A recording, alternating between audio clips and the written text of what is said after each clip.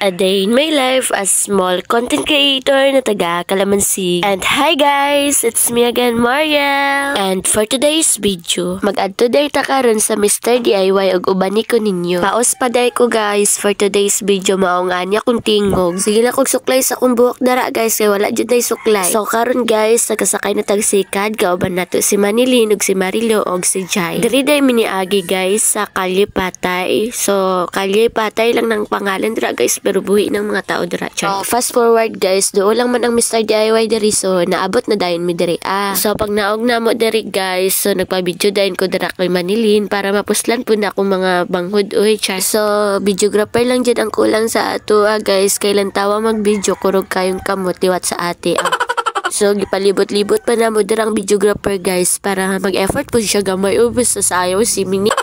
Lantawa, bulol na pud kaayo. So pagsulod na mo diri guys, syempre gitulak jud namo ning portahan. Pero bitaw guys, guba bitaw ni Marilo ako ang wire sa charger, maong nagpalit jud ko guys og bag-o. So nag-isip-isip jud ko dira guys kung mahal akong paliton or tong pinakabonggang mahal charot. Pinakamura bitaw akong gipalit guys, kay worth it man japon kay fast charger man. Ani na time guys, kay hoping kaayo ko na makasahod na jud ta diri kay Facebook. Kanang feeling na mas kusog imuhang pagsalig kaysa sa imuhang pagtuo. Unta, ma-inspire mo sa kuan na maskin ginakapoy pero akong kamot sige lang japon og post na mas dako man ako ang pagsalig sa Ginoo kaysa sa ako ang sarili. Maong gina fight jud ako diri guys, maskin imposible or possible ba jud, basta magsalig lang jud ta sa iya. Maong sa wala pa jud na invite sa content monetization, ayo jud mo pagwala og paglaom guys, kay maabot japon mo dira. Basig matingala mo guys nganong nagsulod jud ko diri as a content creator, kay maliban sa maka-earnings jud ta diri, kay naa jud mga tao na manira sa atua na hindi nila balaan ang tinuod. So normal lang jud sa atua guys na naatay mga basher og naa jud manira sa atua. But remember always my paborito ko na verse guys, nagikan sa Bible, Mateo chapter 23 verse 12, na ang nagmamataas ay ibababa at ang nagpapakumbaba ay tataas. Kaya kung ano man yung mararating mo sa buhay, kung mataas ka na ngayon or may profession ka na,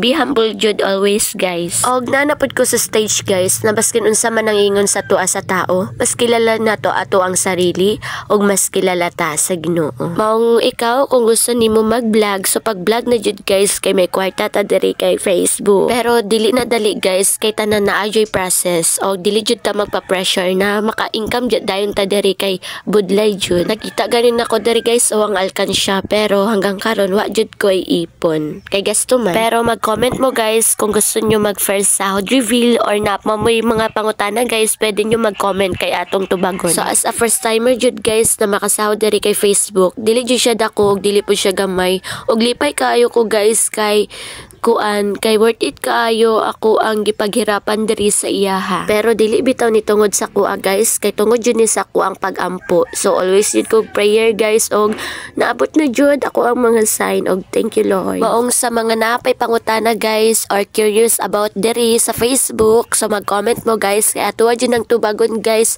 matubag na ta mo guys tanan. Maong sa wala pa jud na invite guys, pagtrabaho jud na guys inyong account, kay dili jud wala jud imposible.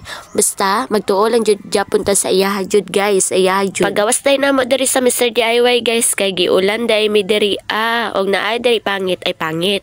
Og naa di nagapa shoutout dira guys, shoutout dira guys kay nakailan na sa tua. Pero bitaw guys, nagpalit na lang pud ko og mao ni ato ang kuan guys, gimukbang. Kay gusto nyo man no na magmukbang ta, so mao jud ni akong gipalit guys. And halang po ni kayo guys, pero dili lang jud ako bet ang lasa. Kung gusto nyo makita akong video na mukbang guys, so gipost na ako to gahapon, so lantawan na lang ninyo guys. So kato lang guys, bye bye and God bless. See you in my next mini vlog. Follow and share.